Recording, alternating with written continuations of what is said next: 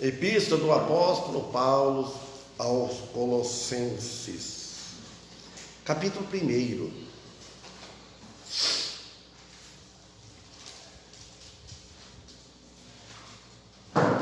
Epístola do apóstolo Paulo aos Colossenses. Aqui está escrito assim: Epístola do apóstolo São Paulo aos Colossenses. São quer dizer santo, separado. Então vamos ler alguns versículos. Versículo 1. Paulo, apóstolo de Jesus Cristo, pela vontade de Deus, e o irmão Timóteo, aos santos e irmãos fiéis em Cristo, que estão em Colossos, graça a vós e paz da parte de Deus, nosso Pai, e do Senhor Jesus Cristo. Graças damos a Deus, Pai de nosso Senhor Jesus Cristo, orando sempre por vós,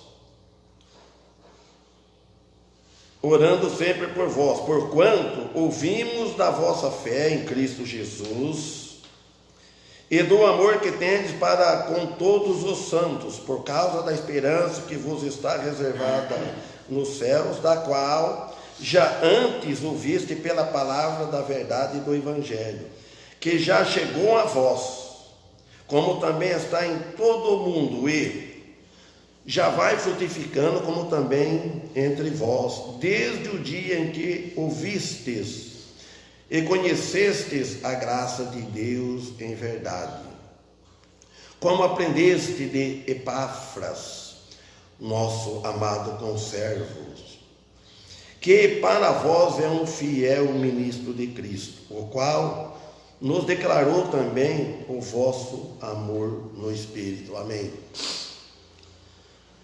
Então, com a introdução que o apóstolo Paulo dá aqui, é usado pelo Espírito Santo, por meio, o Espírito Santo, o Espírito de Deus, por meio ou através do apóstolo Paulo, ele guia as igrejas, ele guiava a igreja, né? Nem toda a igreja, essa igreja aqui não foi fundada por apóstolo, ou organizada, foi por outra, ela já estava lá, a tradição diz que foi para Epáfras, que organizou, mas seja qual for, é fundada por Cristo, a igreja. Então, e o Espírito Santo, ele guia hoje, começando talvez através do apóstolo Paulo, que ele deixou todas as ordenanças, como andar, como a igreja deve comportar, como os irmãos devem viver, como os irmãos devem seguir. E ele também, o Espírito Santo hoje, ele guia os líderes da igreja hoje, das igrejas, os dirigentes, quer dizer, pastores. Então ele guia para que tenha um norteia, vamos dizer assim, ele norteia a igreja. Agora, ele norteia a igreja, mas não quer dizer que toda a igreja ela vai seguir. Aí já cabe de cada membro da igreja segui-lo.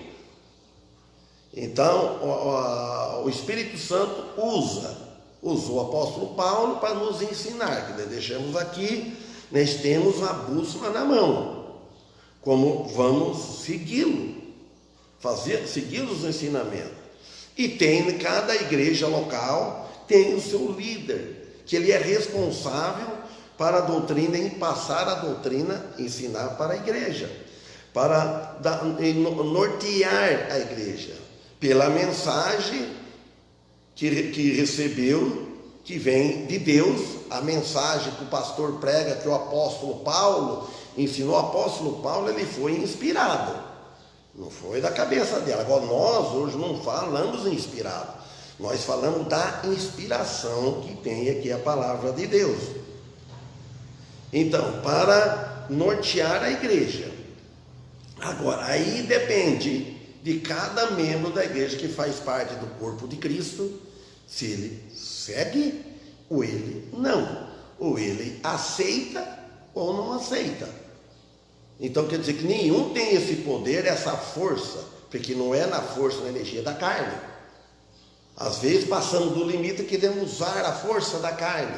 Não, é através do Espírito Santo, em oração, para a pessoa seguir. E aqui, que foi esta mensagem da graça, e foi pela vontade de Deus, aqui diz no versículo 1, pela vontade de Deus, foi o Senhor que nomeou essa função, apóstolo Paulo, para a função de apóstolo. Ele culpou, ele foi um apóstolo de Jesus, um apóstolo abortivo, disse. Um apóstolo abortivo, quer dizer, fora de tempo. Ele não foi da época junto, quando Jesus estava vivo, junto com os 12 apóstolos. Ele é o 13º apóstolo. Não tem 14º, não tem mais apóstolo. Não existe mais. Nós temos aqui os apóstolos aqui na Bíblia aqui. Então, quer dizer que o homem não pode efetuar isso. Esse chamado é de Deus. Que ele fala que pela vontade de Deus. E o irmão Timóteo, ele chamou o apóstolo Paulo, apóstolo Paulo, apóstolo de Jesus Cristo, pela vontade de Deus. E o irmão Timóteo, que são chamados Paulo apóstolo, e Timóteo não. Timóteo foi um servo, um discípulo, né? Aí depois ele fala no 2, aos santos. Logo que a pessoa aceita Cristo, que o indivíduo aceita Cristo, ele passa a ser um santo, separado. Então, quando ele se converte, quando ele nasce de novo, aí ele falou, e irmãos fiéis em Cristo, está escrevendo para aquela igreja lá os Colossenses, e indica também o fato de que alguns em Colossos eram fiéis, e sempre na igreja, numa igreja, alguns fiel, e outros, então, já vacilam um pouco. Ele vacila um pouco na fidelidade, ele vacila um pouco na fé. Eles eram fiéis no evangelho que Paulo havia lhe trazido para eles. E ao mesmo tempo parece que alguns vacilavam em sua lealdade ao evangelho. Desde aquele tempo, e o apóstolo Paulo, ele tinha muito trabalho com isso. Ele batia, ele falava. O que nós temos aqui, quanto que o apóstolo Paulo não falou mais nos discursos dele? Muito mais. Agora que nós temos aqui uma parte, nós não temos tudo, mas graças a Deus, porque nós temos aqui. E aí ele fala assim, que estão em Colossos, foi escrita por Paulo. Paulo estava preso em Roma, né? Estava encarcerado, né? E ele fala, depois ele diz assim, graça a vós, graça, favor que recebe, favor, nós recebemos o favor de Deus, a graça que nós recebemos de Deus, é dádiva, graça, favor e paz da parte de Deus, nosso Pai, e do Senhor Jesus Cristo, que morreu na cruz para pagar nossos pecados, morreu por nós. Agora no versículo 3, ele fala de ação de graças. Ação de graças. O que quer dizer graças? Graças é a ação de agradecer. Graças é um reconhecimento. Quer dizer, diga-se, quando você recebe uma graça, um favor, aí você vai dar graças. Você vai dizer muito obrigado, quer dizer, por aquilo. E graça, favor que recebe, mercê da dádiva de Deus, da benevolência de Deus, que nós não merecemos. Favor, irmão, ninguém merece. Quando você faz um favor para alguém, você faz porque você ama aquela pessoa. Às vezes aquela pessoa não merece aquele favor. Ela não merece, mas você faz, ou nós fazemos, porque nós amamos, tem misericórdia, com dó. Agora nós de Deus não merecemos nada de Deus. Por isso que ele disse aqui, graças damos a Deus, Pai de nosso Senhor Jesus Cristo. Uma ação de graças apresenta aqui uma evidência da salvação verdadeira, uma evidência de fé. Eu chego a esse ponto, quando o cristão ele agradece a Deus, ele mostra que ele é grato a Deus. Como que ele é grato a Deus? Ele procura sempre estar presente onde está pregando a palavra de Deus. Ele almeja, ele tem vontade de servir a Deus, ele tem vontade de convidar as pessoas. Quando ele encontra um irmão, quando ele encontra alguém que não vem nos cultos, seja lá qualquer irmão, ele deve ter aquele desejo de contar o que está acontecendo. Vamos na igreja. Não devemos tomar essa atitude assim, eu falar, eu não vou forçar, não. Eu não vou convidar, eles sabem, convidar membro, mas a Bíblia manda, nós devemos convidar, devemos animá-los. Então aqui, um tipo de oração oferecida por Paulo, orando sempre por vós, ele fala aqui no versículo 3, um entendimento apropriado. Um entendimento apropriado, baseado no que Cristo fez por nós na cruz. Então aí produz uma vida de oração apropriada para agir. Não adianta nós orarmos, clamarmos a Deus e nós não agir. Não adianta nós pedir a Deus e ficar de braços cruzados. Então devemos agir. Aí ele fala no 4, porquanto ouvimos da vossa fé em Cristo Jesus e do amor que tendes para com todos os santos.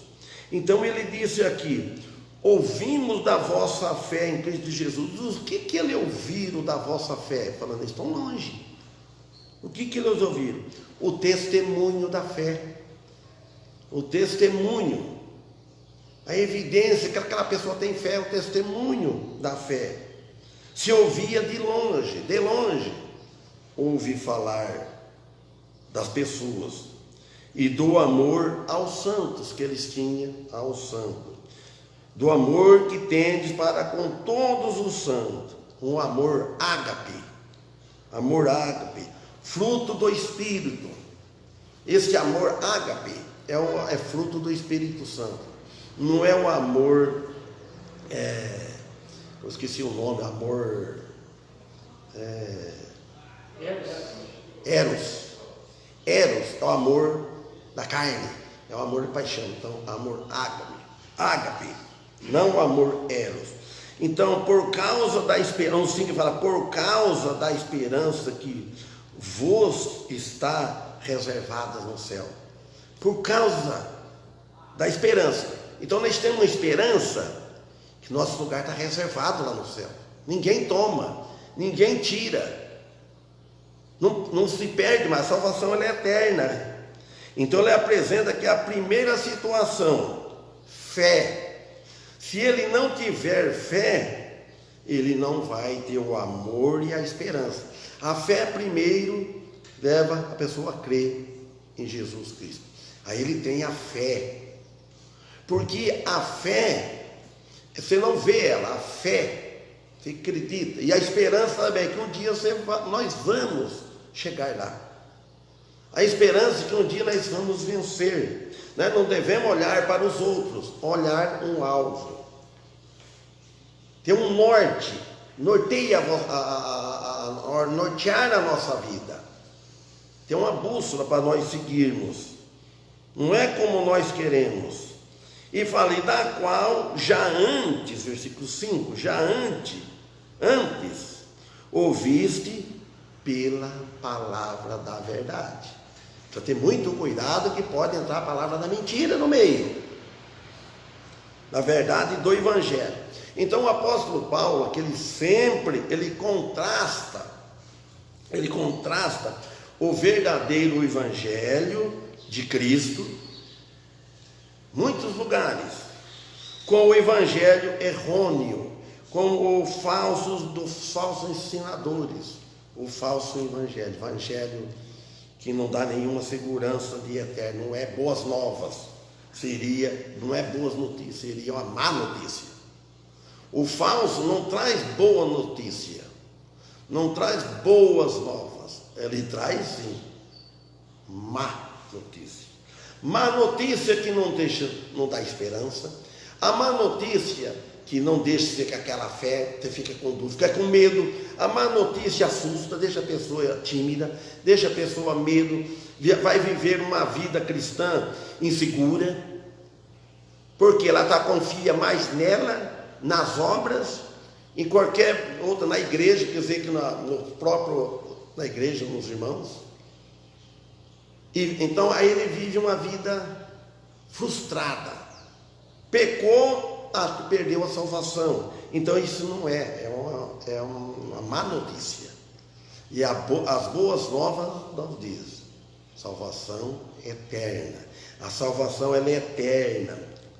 Agora, e a pessoa que tem a salvação eterna, que ama Deus, ele procura viver uma vida digna, uma vida que os outros vejam e acreditam que aquela pessoa é diferenciada das outras. Então, por isso que ele diz aqui, aí ele fala no 6, que já chegou a vós.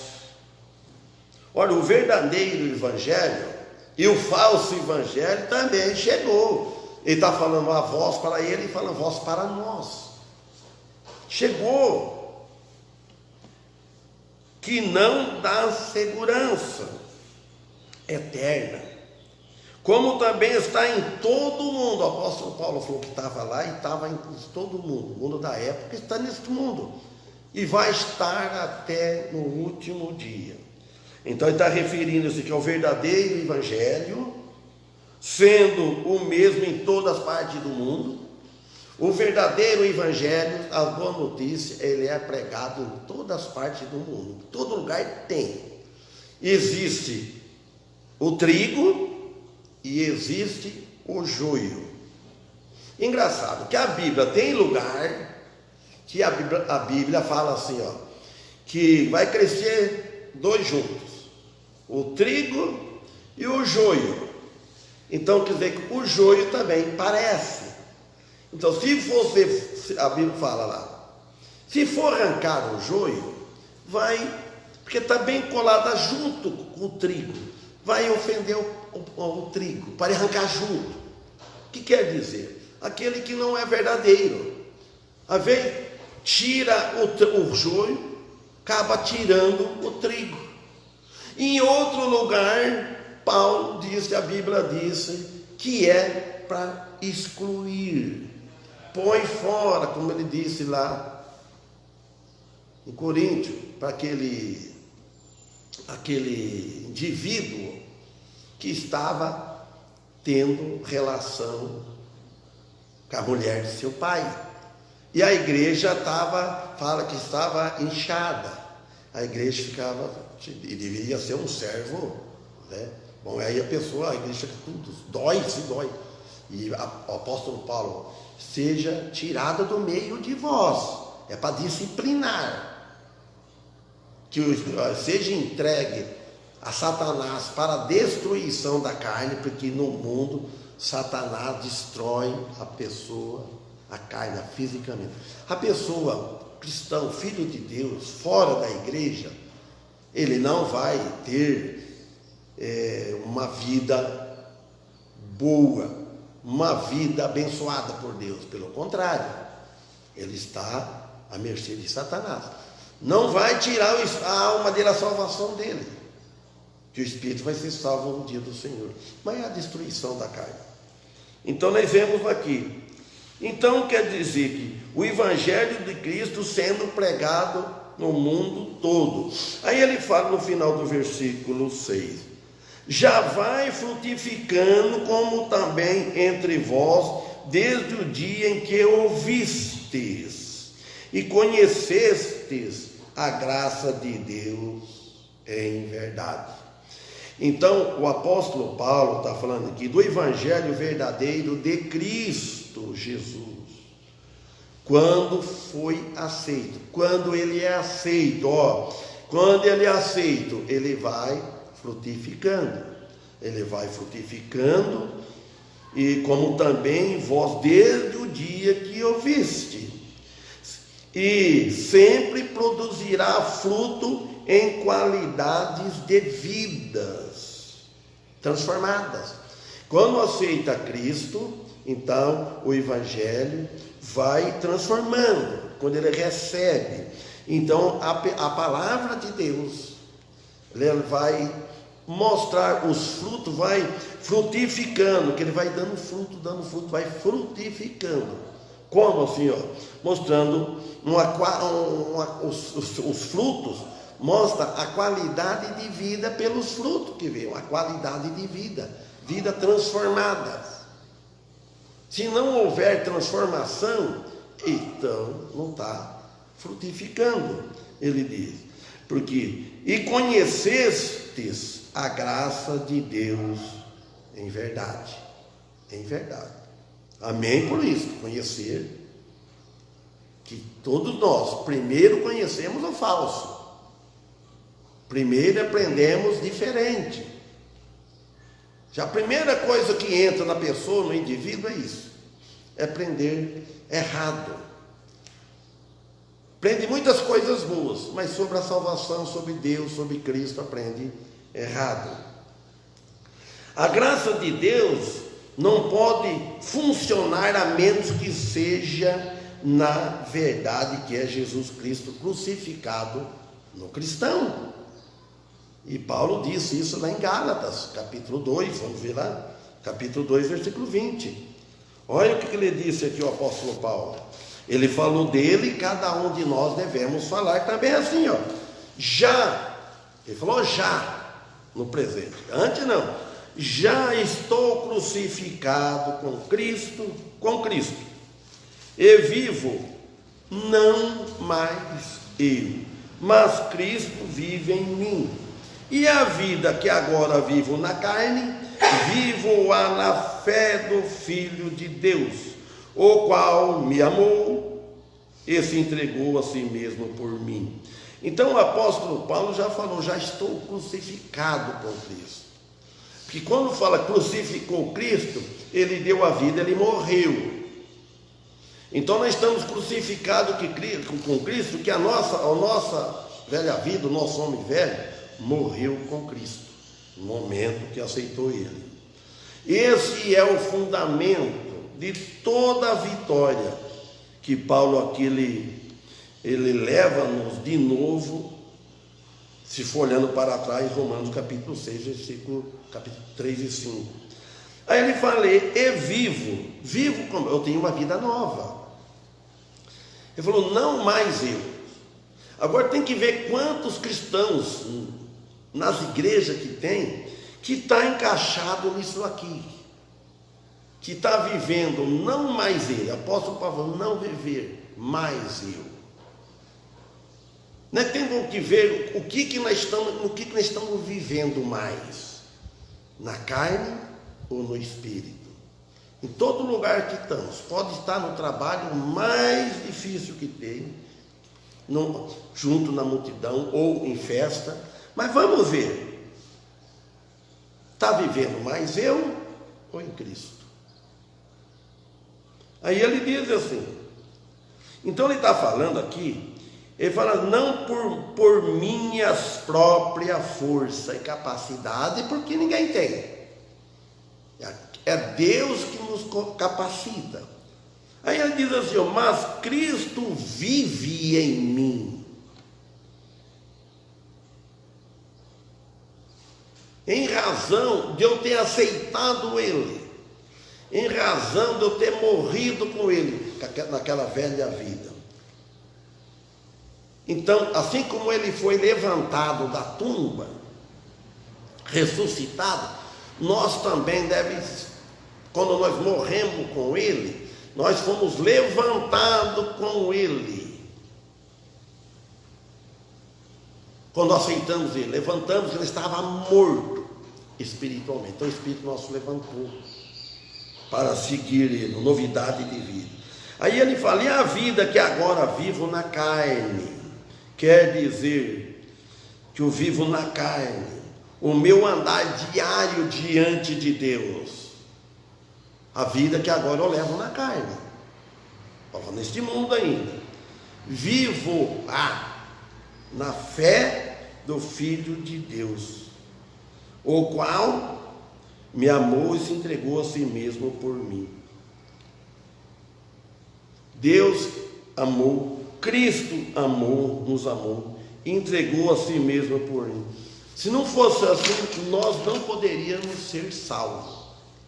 Se fosse totalmente por nós, para nós cumprirmos os mandamentos da lei, nós nunca, não teria como por isso. Agora aqui no versículo 7 de Colossenses 1.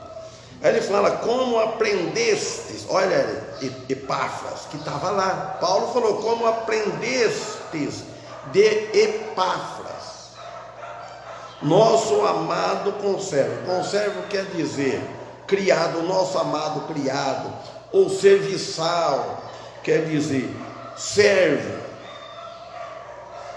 que serve a Cristo. O nosso amado, o apóstolo Paulo disse, o nosso amado conservo, que talvez era um discípulo de Paulo, seguidor do Cristo de Paulo. Nós somos discípulos de Cristo.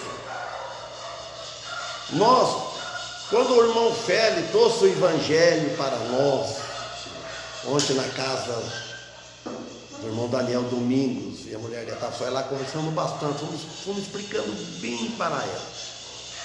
Ela contando, e eu expliquei também, e nós explicando para ela.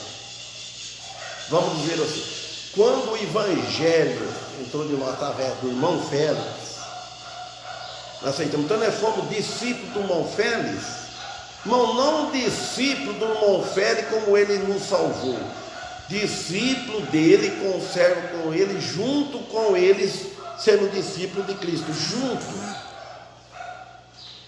Nós não somos seguidores dele como homem. Aqui ele não era seguidor de Paulo como homem, segue-se o exemplo dele como um homem de Deus. Nós devemos olhar para aquele homem, o homem que é homem de Deus, não do mundo. Então ele fala que para vós, ele fala aqui no final do versículo 7, que para vós é um fiel ministro de Cristo. Em todos os lugares, em todas as igrejas, deve ter um homem dessa maneira, desse jeito. Ser fiel, o líder, ou todos, mas quem está na frente num trabalho de Cristo, que nós somos ministros de Cristo, ele deve ser fiel, procurar o máximo, para que os outros não venham defeito, pecado nele, ele viver com uma vida desordenada. E ainda também, a família de um líder, de um dirigente, como fala dirigente, pastor, ela fala muito, ajuda muito no testemunho, como que ele criou a família, como que a família deve ser submissa, a esposa deve ser submissa, o cristão também. Você imagina um cristão, um casal na casa, um é crente, cristão, servo de Cristo, e o outro não é. Se o outro cônjuge não for servo de Cristo, ele é servo de quem? Quem que responde? Vocês sabem. É duro de falar, não é? Mas é a realidade. Um é servo de Cristo e o outro não é. Serve outro, o adversário de Cristo. Aí o cristão quer ir para a igreja,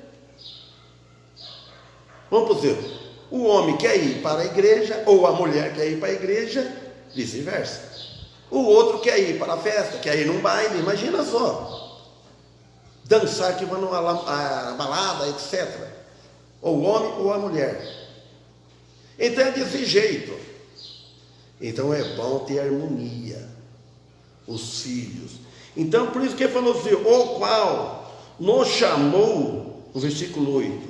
Então aqui ele está falando que ele era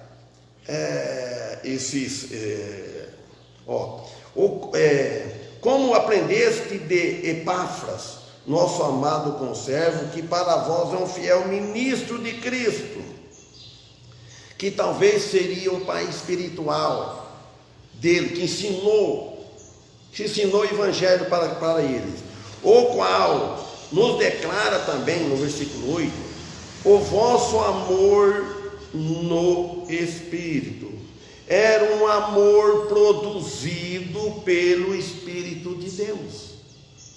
Pelo Espírito de Deus. Feito possível pela cruz, a morte de Cristo, a ressurreição de Cristo da tumba. O amor no Espírito. O Espírito, né, ama no Espírito Santo. O Espírito de Deus que habita. O amor, irmão, o amor às vezes não é muito, não é aquela pessoa que fica muito, como vamos dizer assim, muito, tem alguns mais, outros é mais fechado, não quer dizer que não ama. Cada um tem uma reação do amor, um é mais tímido, um é mais sério, outro é mais risonho, mais carismático, e assim, tem várias maneiras, tem pessoas de todo tipo, não é tudo igual. Não existe na face da terra um igualzinho, um igualzinho ao irmão Paulo. Pode parecer um pouco, mas não tem igual, não existe. Deus fez cada um diferente do outro. Não é o mesmo. Não tem o mesmo. Outro, irmão Daniel, pode ser irmão gêmeo, mas não é igual. A natureza é diferente. A natureza começa lá dentro. O manifestar da natureza, do espírito com letra minúscula, é diferente. Que todos nós tem o espírito, nasce com o espírito.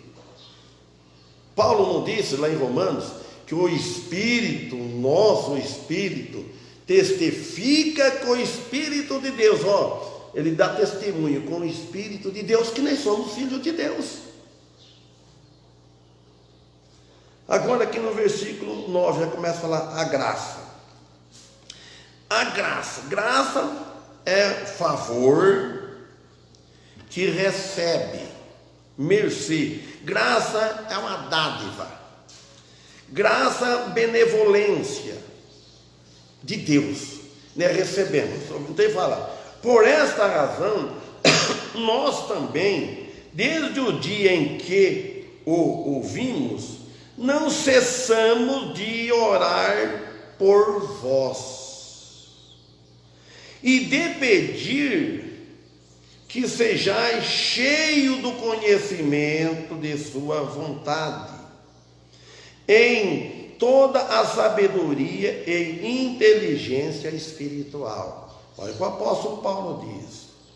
Ele fala, a causa, o motivo, ou a razão do ensinamento da oração, que o apóstolo Paulo está ensinando, uma oração sem cessar.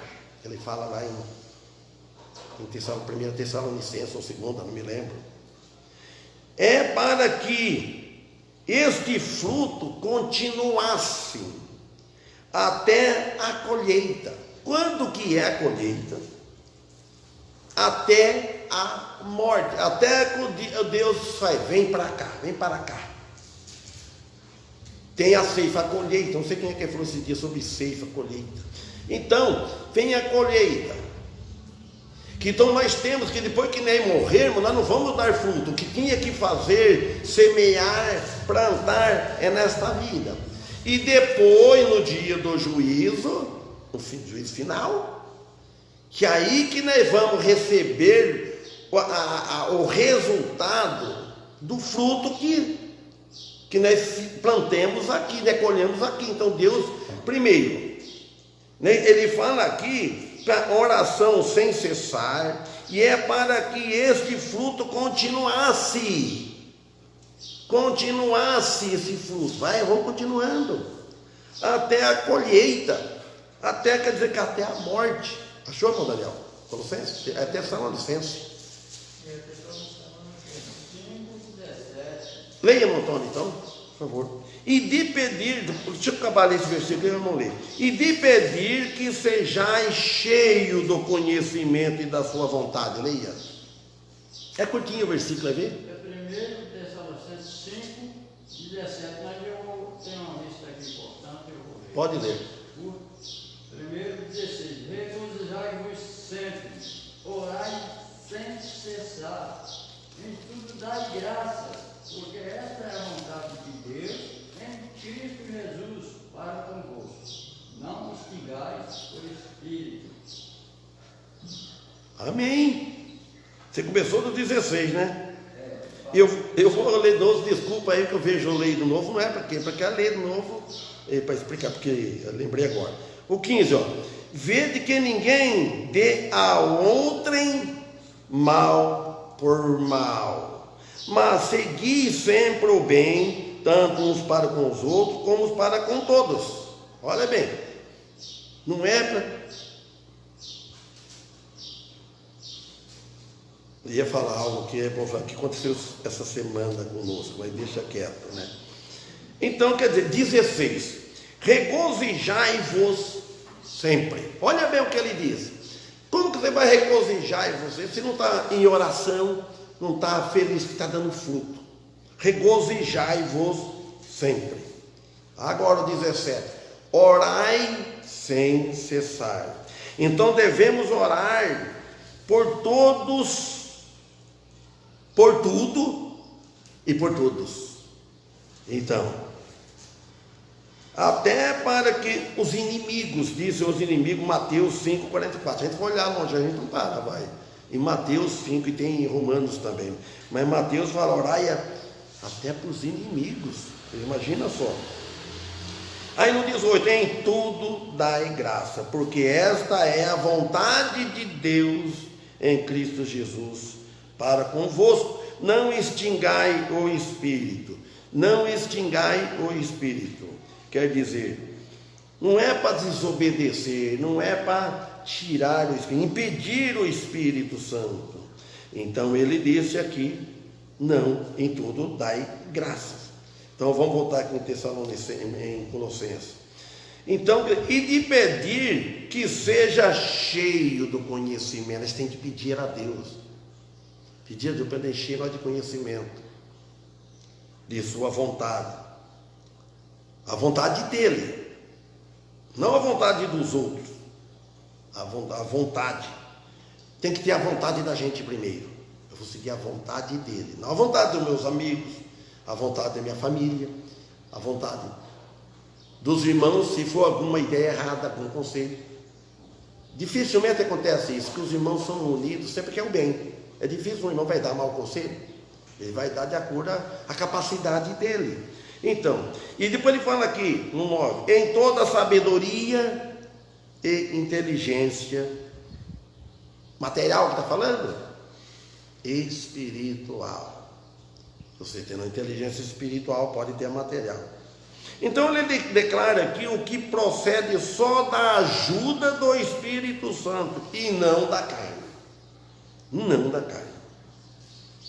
E outro dia, se Deus permitir, ele continua, aí no versículo 10, se Deus permitir, que fala, para que possa andar dignamente diante do Senhor, agradando Ele em tudo, não é, Pai?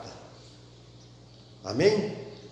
Que Deus abençoa os irmãos nossos aqui, que possamos estar à noite aqui novamente. Amém?